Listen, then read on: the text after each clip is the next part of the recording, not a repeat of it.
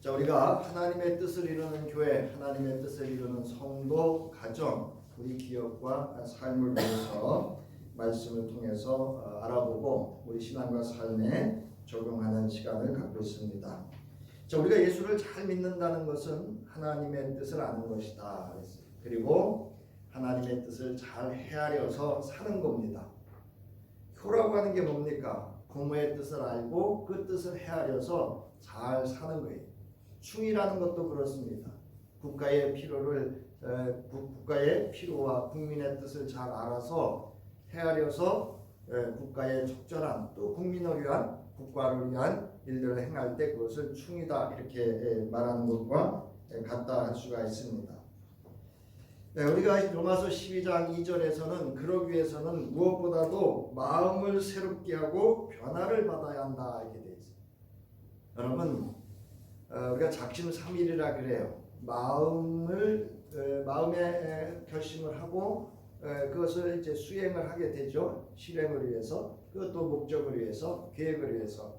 그것이 3일 간다 그렇게 이야기를 합니다. 그러나 우리가 매일매일 우리가 이루고자 하는 그 뜻을 향해서 매일매일 우리가 깨어있고 그 뜻이 무엇인지를 알고 우리가 살아간다고 한다면 작심삼일은 아무런 의미가 없게 됩니다.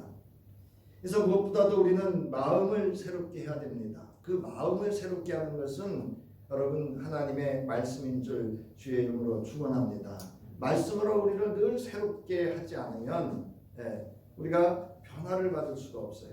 내가 수년간 예수 믿는데 이렇게 나 자신을 그 예수 믿을 때로부터 청년이든 교회 학교든 못했든 우리 신앙과 삶을 잘 이렇게 돌아보면 왜 변화가 없을까?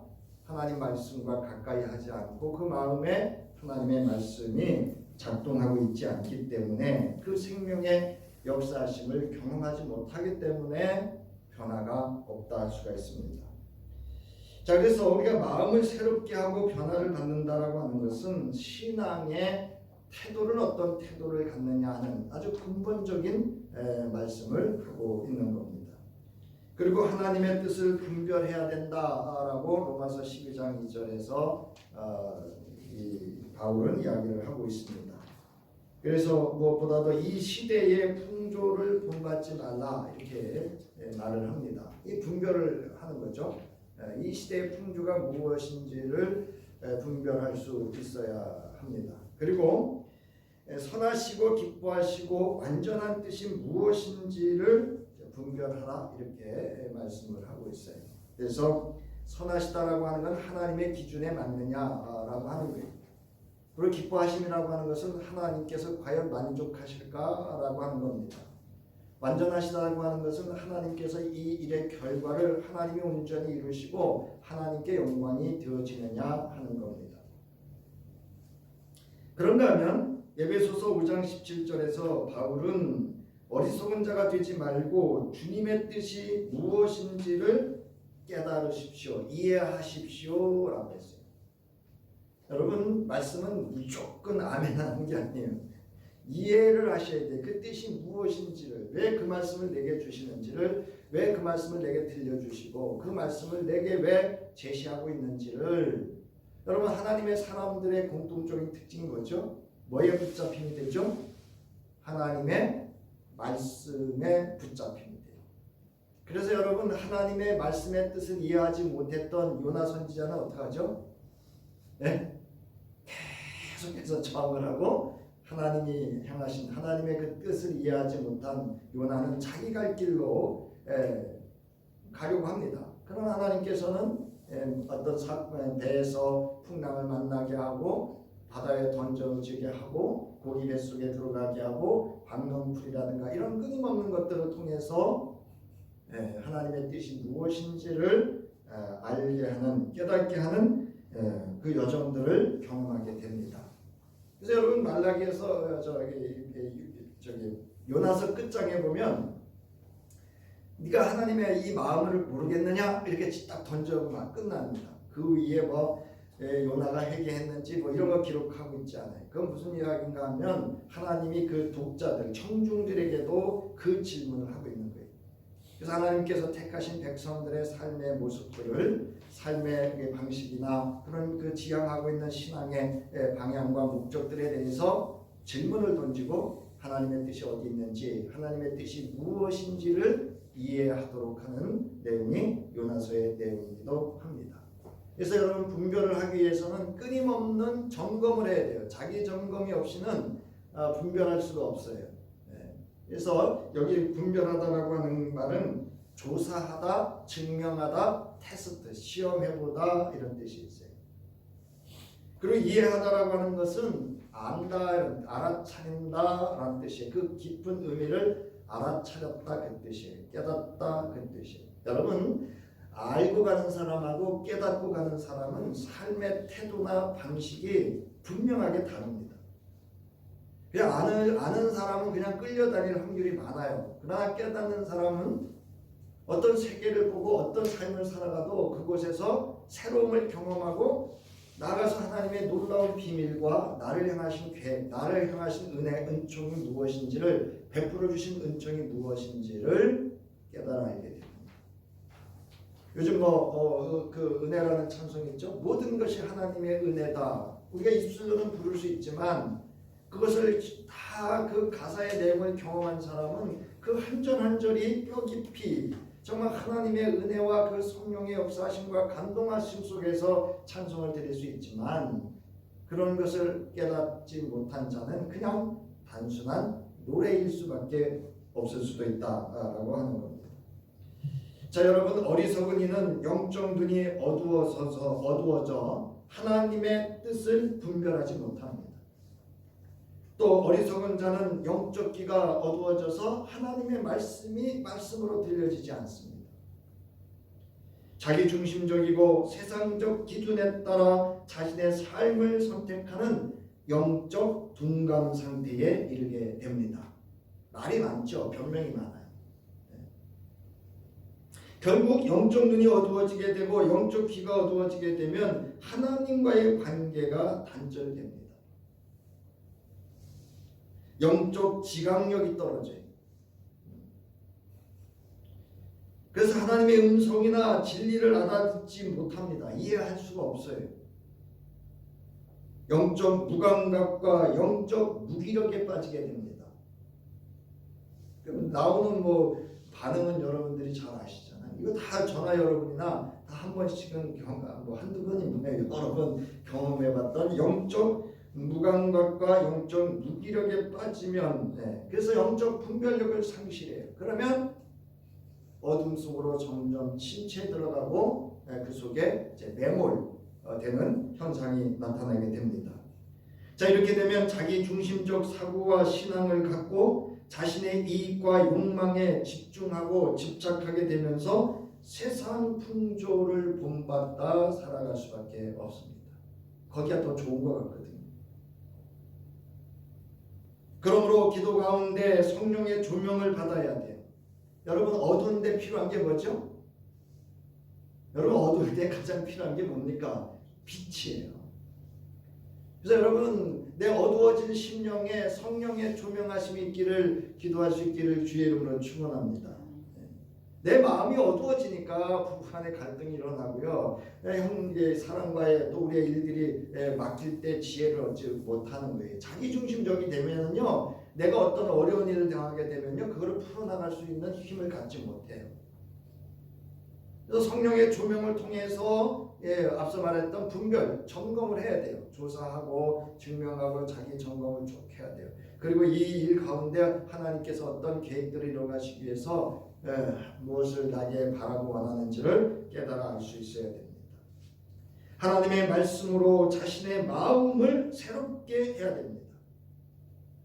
여러분 우리가 어떤 문제를 만났을 때 가장 먼저 회복할 수 있는 건 뭐냐면 자기 마음을 새롭게 변화시켜야 새로운 일들을 행할 수가 있어요.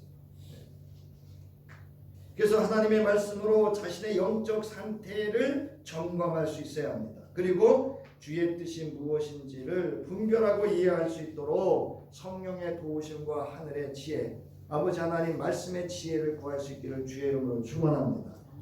믿음이라고 하는 건 뭐냐? 믿음의 사람이라고 하는 것은 이런 어려운 일을 만났을 때 세상의 방식으로만 풀어가는 게 아니에요. 여러분, 어려운 일을 만나면 세상의 방식과 또는 그런 원리, 삶의 규칙, 제도 이런 게 다 필요해요. 그러나 믿음의 사람이라고 하는 건 하나님과 나 자신과의 관계를 가장 먼저 점검하고 회복할 때 그를 믿음의 사람이다, 이렇게 말할 수 있습니다. 오늘은 시편 50편 7절부터 23절의 말씀과 하나님께서 우리 하나님의 백성 또는 여기 이스라엘아 이런 표현이 나오거든요. 이스라엘은 오늘날 저와 여러분을 다 포함한 하나님의 택하신 백성을 의미합니다. 그 백성들에게 원하는 삶은 무엇일까를 알아보고 우리 각각의 신앙과 삶에 적용하고자 합니다. 오늘 본문 배경은 이 본문의 저자는 아삽입니다. 아삽. 그래서 원래는 히브리어로는 아사프래, 아사프라는 이름을 갖는데 모으는 자다 이런 의미를 가지고 있어요. 모으는 자. 근데 이 아삽은 게르손 자손으로서 레위인이며 베라갸의 아들이에요. 그래서 그는 이 가락을 맞추는, 즉 노래하는 자이거나 또는 연주자라고 이렇게 할 수가 있습니다. 다윗과 솔로몬 왕 때 찬송하는 직무를 맡은 악사의 우두머리였다라고 성서는 기록을 하고 있습니다. 그는 언약궤를 옮길 때 재금을 치며 여호와께 찬양했고 또 시편에도 그의 시가 여기 보면 12편 정도 있다 이렇게 기록을 하고 있습니다. 자, 시편 50편은 하나님께서 온 땅을 심판하는 마지막 날에 있을 예배와 율법의 중요성, 이스라엘 백성들이 가져야 할 예배의 태도와 율법에 대한 태도에 대해서 또 삶의 방식에 대해서 이야기를 하고 있습니다. 겉으로 드리는 형식적 예배가 아닌 그 마음을 다하여 드리는 참된 예배를 촉구하고 있어요. 여기 오늘 본문에도 보면 이렇게 이야기를 합니다. 네 제사가 항상 내 앞에 있다. 8절에 보면 나는 네 재물 때문에 너를 책망하지는 아니하리니 네 번제가 항상 내 앞에 있음이로다. 즉 이 시편 아삽은 하나님 앞에 늘 예배를 드리는 삶을 살고 있었다라고 하는 걸 알 수가 있습니다. 그래서 내 재물이 중요한 것이 아니고, 왜냐하면 이 세상의 모든 것이 다 내 것인데 네가 드리는 재물에 내가 뭐 그러하겠느냐, 그런 의미예요. 그래서 정말 원하는 게 뭐냐는 것을 이야기하시고자 하는 거예요. 그게 14절에 나옵니다. 감사로 하나님께 제사를 드리며 지존하신 이에게 내 소원을 갚으라. 그리하면 한낱 날에 네가 나를 부르면 내가 너를 건질 것이다. 여기서 건진다라고 하는 건 구원하는 행위를 말씀하시는 거예요. 능력의 하나님이 너를 도울 것이다, 너와 함께 할 것이라고 하는 말씀을 가지고 있습니다. 자, 하나님께서 원하시는 언약 백성으로 진심으로 드리는 감사의 제사와 하나님의 말씀을 지키는 순종하는 삶을 요구하는 재판의 형식을 띤 교훈시예요. 그래서 지금 여기 나오는 하나님의 모습은 왕이에요. 왕으로서 재판하시는 재판장이신 하나님으로 나타나 있습니다. 따라서 시편 50편은 하나님께서 그의 백성에게 진정으로 원하시는 믿음과 삶, 즉 예배와 율법을 준수할 수 있는 이스라엘 백성의 삶이 무엇인지를, 하나님이 원하시고 있음이 무엇인지를 말씀하고 있는 것이 시편 50편입니다. 설교자가 말씀을 준비하면서 깊이 한번 생각해 봤어요. 하나님께서 내게 가장 원하시는 게 있다고 한다면 무엇일까? 하나님의 백성들에게 가장 원하시는 게 있으면 무엇일까? 그것은 하나님과 함께 사는 것이다 라는 겁니다.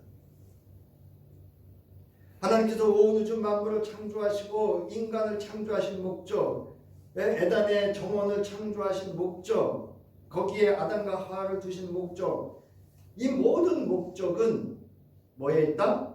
하나님께서 저희와 함께 사시기를 원하셨다라는 거예요. 하나님께서 온 우주 만물을 창조하신 후에 하나님의 형상으로 사람을 지으시고 에덴의 동산에 살게 한 목적이 무엇일까? 하나님과의 교제와 창조 세계의 관리자로서의 역할을 수행하도록 하기 위함이 궁극적인 목적이 아니다라고 하는 겁니다. 그것은 하나님과 함께 살며 하나님께서 지으신 사람을 통해서 하나님의 언약의 복을 누리게 하며 하나님 나라를 이 땅에서 이루어지도록 그와 함께 살기 위함이다라는 겁니다. 그러니까 인간들에게 우주 만물을 창조하시고 에덴 동산에 아담과 하와를 툭 던져 놓으시고 니들 살아봐, 이게 아니라는 거죠. 창세기 1장 28절에 보면 하나님이 그들에게 복을 베푸셨다. 하나님이 그들에게 말씀하시기를 생육하고 번성하여 땅에 충만하라. 땅을 정복하여라. 바다의 고기와 공중의 새와 땅 위에서 살아 움직이는 모든 생물을 다스려라. 이게 바로 하나님께서 온 우주 만물을 창조하시고 그것을 관리자로서의 역할을 해줄 것을 말씀하신 내용이에요.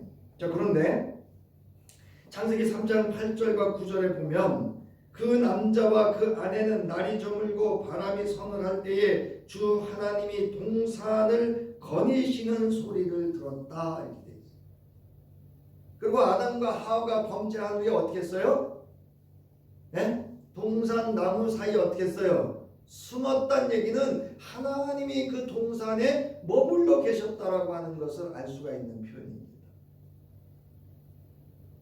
그러니까 하나님께서 인류에게 복을 주시고 이 우주 만물, 특히 우리 말하면 이제 지구죠, 이 땅을 관리하도록 맡기시고 에덴의 동산을 정원을 두셨던, 그곳에 사람을 두셨던 이유는 하나님께서 그와 함께 살기를 원하셨기 때문이라는 거예요.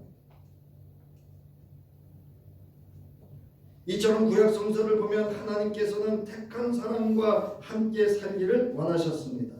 아브라함과 이삭과 야곱과 그리고 요셉과 함께 하셨습니다. 이후 모세와 여호수아 제사장과 선지자들 그리고 왕과 이스라엘 백성과 함께 하시기를 원하셨습니다. 창세기 39장 2절부터 23절에 보면 주님께서 요셉과 함께 계셔서 22절에도 보면 간수장은 요셉에게 일을 맡겼는데 그가 그렇게 하는 일 맡기고 아무것도 간섭하지 않은 이유가 주님께서 요셉과 함께 계시기 때문이다 라고 창세기 기자는 기록하고 있습니다. 이 앞에 아브라함도 그렇고 이삭도 그렇고 야곱도 그렇고 모든 일에 모든 하나님의 택한 족장들과 그의 삶의 환경 속에는 누가 함께 계셨어요? 하나님이 함께 계셨습니다. 출애굽기 3장 11절부터 12절에 보면 모세를 부르신 하나님께서 말씀하십니다. 내가 너와 함께 있을 것이다. 여호수아 1장 5절부터 9절 가나안 땅을 앞두고 두려움에 떠는 그 여호수아에게 하나님이 말씀하십니다. 내가 모세와 함께 하였던 것과 같이 너와 어떻게 하겠다고요? 함께 하겠다. 9절에 보면 내가 너에게 굳세고 용감하라고 명하지 않았느냐. 너는 두려워하거나 낙담하지 말아라. 네가 어디로 가든지, 무슨 얘기인지 아세요? 네가 어디로 가든지 무슨 일을 만나든지 이런 뜻이에요. 너의 주 여호와라는 뜻이에요. 나 하나님이 어떻게 하겠다고요? 네, 함께 있겠다. 할렐루야. 여러분, 이 하나님이 남의 하나님이에요? 나의 하나님이에요?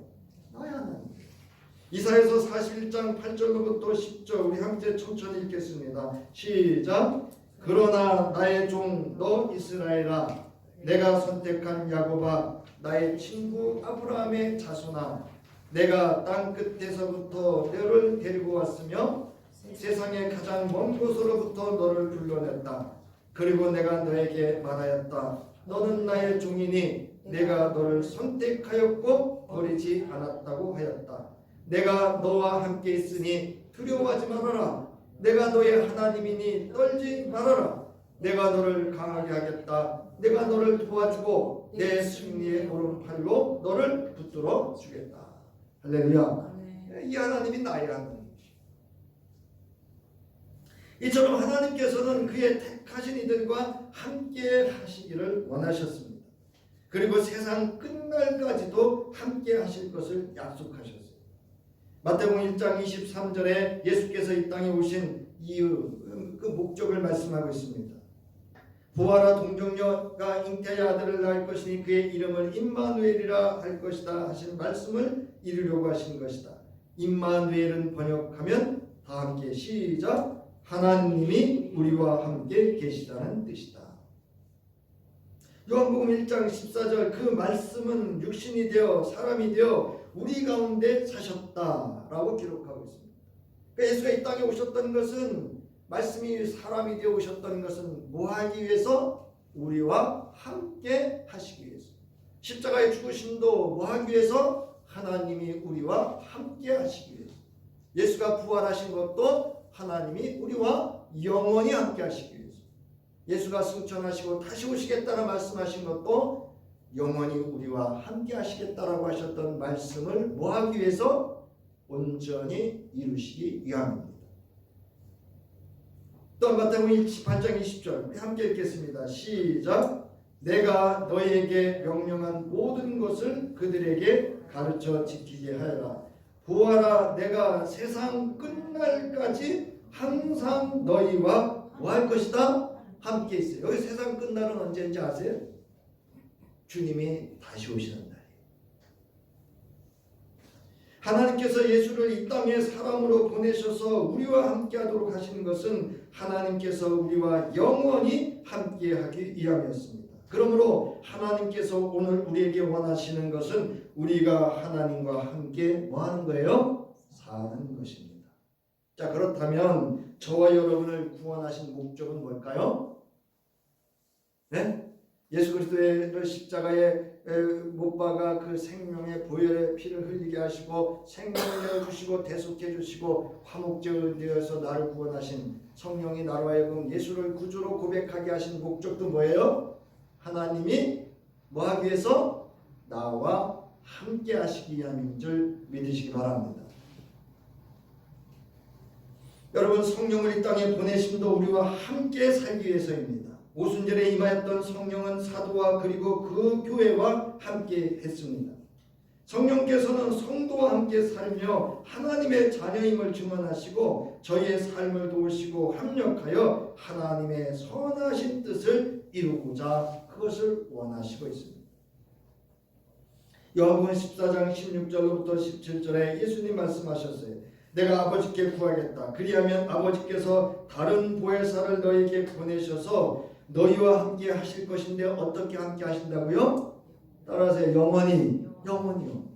여러분, 내주하시는 성령이 어디 계셔요? 내 안에 계셔요. 나와 함께 사셔요. 어떻게? 따라하세요. 영원히. 영원히 사셔요. 그 17절 후반부에 보면 그러나 너희는 그를 안다. 그것은 그가 너희와 함께 계시고 또 너희 안에 계실 것이기 때문이다. 이렇게 되어 있어요. 여기 내주하는 단어가 두 단어를, 여러분 한자를 쓸 때 이렇게 내주하고 한 가로 열고 내주라는 단어 두 개를 씁니다. 그게 뭐냐면 거기 나와 있는데요. 하나는 무엇에 와서 머무르다라고 하는 그런 의미가 있고요. 하나는 거주한다라는 의미가 있어요. 와서 산다 이런 의미가 있어요. 그래서 요 두 한자를 대부분 같이 씁니다. 그래서 성령의 내주하심이라고 하는 건 성령의 임재하심과 거주하심을 의미해요. 그 이 임재와 거주하심은 단순한 사건입니까? 영원한 사건입니까? 네? 영원한 사건입니다. 아멘. 네. 로마서 8장 16절에 보면 바로 그때 그 성령이 우리의 영과 함께 이렇게 되어 있어요.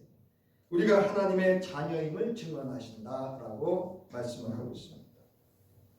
26절로 28절에도 보면 성령께서 우리의 약함을 아시고 우리를 위하여 친히 하나님의 뜻대로 우리를 위하여 간구해 주시고 우리가 하는 모든 일들을 하나님의 뜻대로 합력하여 선을 이루시게 하시는 이가 성령이다라고 말씀을 하고 있습니다.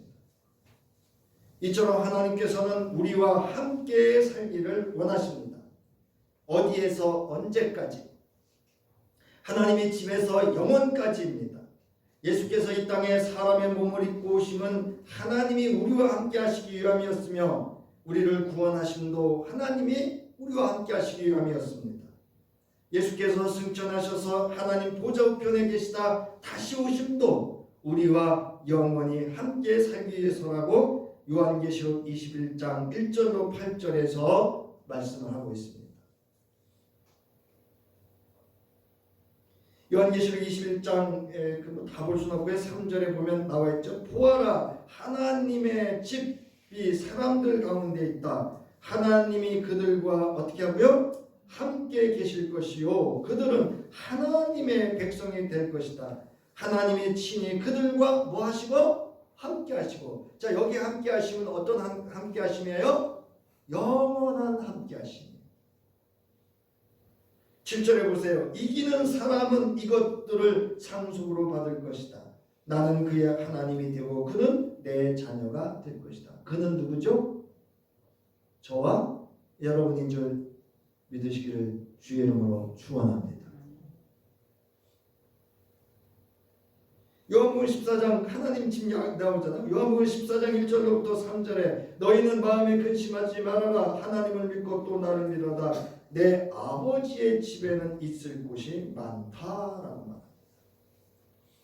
그러니까 예수가 이 땅에 오시면 뭐예요? 예수가 오셔서 우리를 구원하시면 이 영원한 하나님의 집에 누구와 함께 영원히 살도록? 하나님과 함께 영원히 사는 하나님의 백성과 자녀되게 하신 줄 믿으시길 바랍니다. 오늘 본문에서 아삽은 노래하기를 하나님을 믿는 성도와 희생제물을 언약으로 세운 사람, 즉 하나님께서 원하시는 하나님의 백성과 함께 하시고 기뻐하시는 제물과 제사는 무엇인가를 말씀하고 있는 겁니다. 그러니까 지금 이 이스라엘 백성과 하나님이 함께 하시기를 원하시기 때문에 그 백성에게 원하는 것을 이야기하고 있는 것이 오늘 본문의 내용입니다.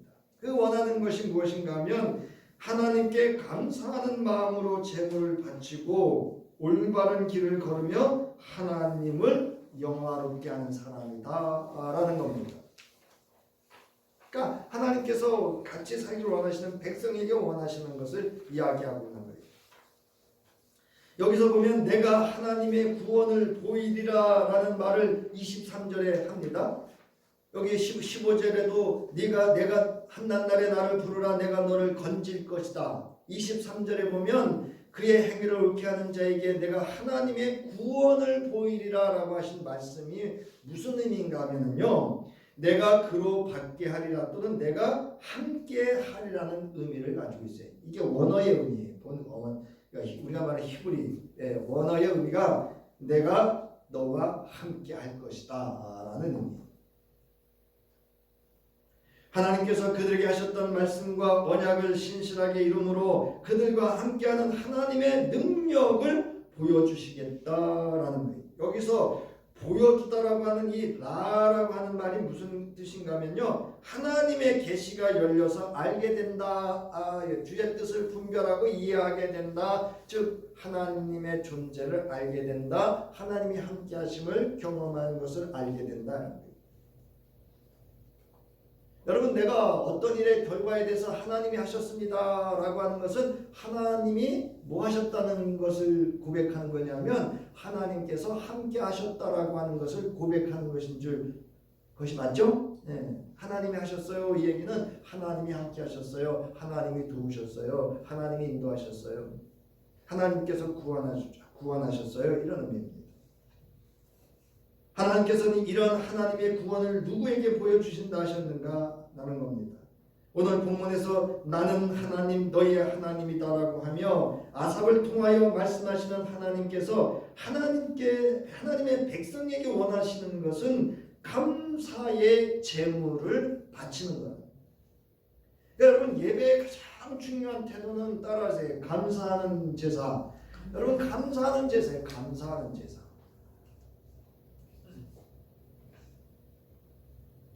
이런 예배자의 마음가짐과 그 태도를 말하는 것입니다. 하나님의 은혜에 대한 감사의 마음과 그 태도가 빠진 예배자가 드리는 제물은 하나님께서 원하시고 기뻐하시는 제사 예배가 아니다 라고 말씀하십니다. 하나님께서 원하시는 제물과 제사는 그 마음의 중심으로 진실하게 드리는 것인데 어떻게 해요? 감사함으로 드리는 제물을 원하십니다. 무슨 이야기인가 하면요, 제물, 오늘 우리가 예물이라고 하잖아. 예물에 오늘은 우리가 이제 그 헌금이라 그러잖아요. 돈으로 드리잖아요. 그 가치를 계산해서 하나님은 그 양을 보지 않는다는 거예요. 뭐를 보신다고요? 그의 태도를 보신다. 시편 51편 17절 보세요. 하나님께서 원하시는 제물은 찢겨진 심령입니다. 오 하나님, 주님은 찢겨지고 짓밟힌 마음을 멸시하지 않으십니다. 이게 무슨 뜻이냐 하면요, 상한 심령이다 이렇게 되어 있는데, 찢겨진 마음이라고 하는 것은 회개의 행위를 말합니다. 여러분, 하나님의 은혜를 알아야 회개도 해요. 맞죠? 하나님 앞에 드려지는 예배가 그 마음의 진실함과 감사, 하나님께 영광 돌리는 올바른 길을 걷지 않는다면 그것은 종교적 행위에 그치고 마는 겁니다. 여기서 소원을 지킬 것을 요구하시는 것은 말만 앞세우고 하나님 앞에서 지켜 행하지 않는 지극히 습관적이고 형식적인 제사를 의미하는 거예요. 입으로만 하는 믿음, 입으로만 하는 신앙, 하나님이 원하지 않는다. 그러니까 뭐 여러분 소원하면 안 지키면 벌 받지, 그런 건 여러분 그런 하나님 아니셔요. 하나님이 원하시는 건 네가 얘기를 했으면 그 신실하게 지키는 그 감사하는 태도, 하나님과의 관계를 형편이 여의치 않으면 하나님과 또 조정하셔야 그거. 나 하나님 이렇게 어려워서 못하겠어요.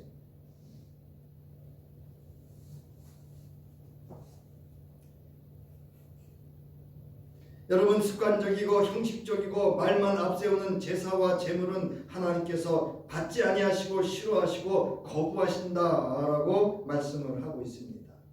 여러분, 가인과 아벨의 제사의 차이가 무엇일까라는 거예요. 하늘 보시면 주님께서 아벨과 그의 바친 제물을 반기셨다 그랬어요. 제물만 받지 않았어요. 그의 태도도 받다는 거예요.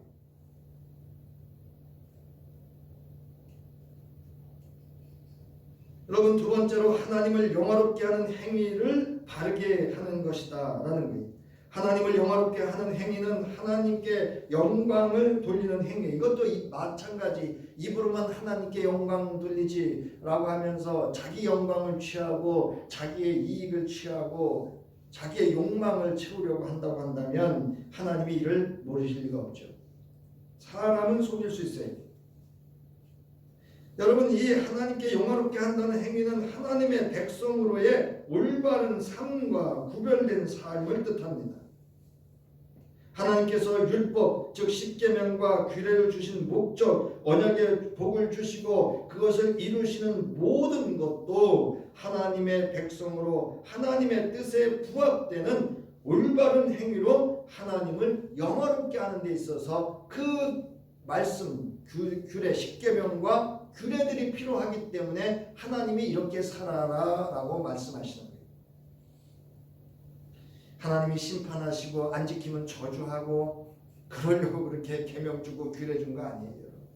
어떻게 하는지 하나님이 함께 사시고 그를 통해서 하나님의 존재하심과 그 영광, 그 이름을 드러내기를 원하시는 삶의 방식을 말씀하고 있는 것이 여러분 십계명이고 규례고 또 성서고 할 이런 모든 것인 줄 믿으시기 바랍니다.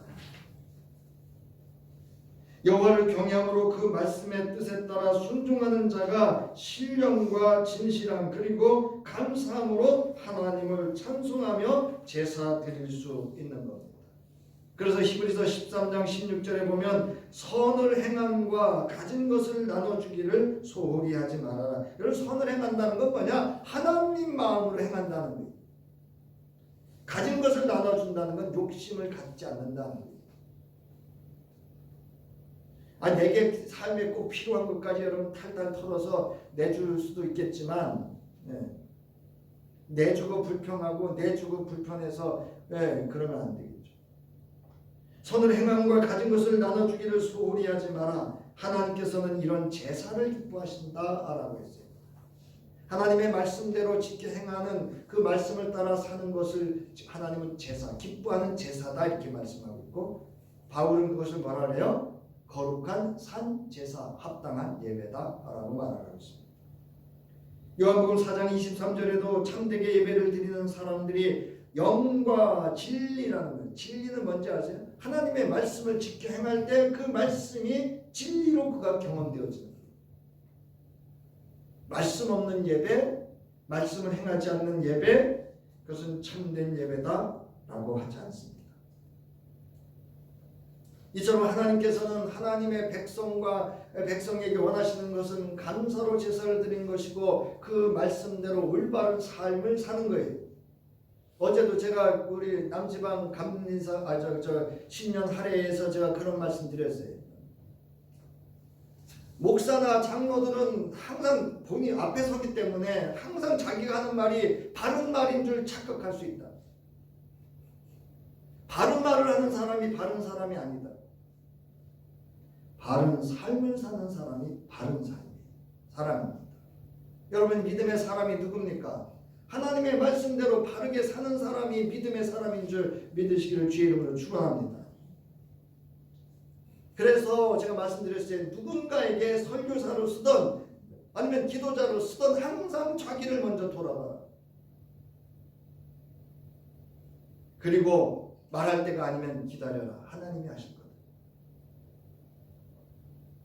나가는 말입니다. 오늘 우리는 하나님께서 우리에게 원하는 삶이 무엇인지를 우리는 말씀을 통해서 알아봤습니다. 뭐죠? 하나님이 우리와 함께 어떻게 사는 것? 따라서 영원히 사는 거예요. 영원히. 그걸 하나님이 즐겨하셔요. 기뻐하셔요. 그러면 우리가 해야 될 일은 뭐죠? 감사로 제사를 드리고 올바른 하나님의 말씀과 뜻을 따라 순종하는 길을 걷는 것입니다. 이런 한 해 저와 여러분이 될 수 있기를 주의 이름으로 축원합니다. 다 함께 이제는 온 우주 만물을 창조하시고 우리와 함께 하시기 위하여 독생자 예수를 이 땅에 보내주셔서 나를 보내주신 아버지 하나님의 무한하신 은혜와 기꺼이 십자가에 죽어주시고 말씀이 육신이 되어 오늘도 하나님 보좌 우편에서 우리의 예배와 기도와 모든 것을 중보하시는 우리 주 예수 그리스도의 구속의 은혜와 오늘도 내주하셔서 우리와 영원히 함께 하시며 이 땅 위에서 하나님의 나라와 그 뜻과 의를 이룰 수 있도록 동행자 되어주시고 합력하여 선을 이루시는 성령의 감동감화 역사하심이 이제 하나님과 영원히 함께 사는 주의 자녀로 감사와 올바른 하나님의 영광을 위하여 사는 바른 삶을 살기를 결단하며 돌아가는 저희와 저의 가정과 자녀와 기업과 그들의 모든 삶 위에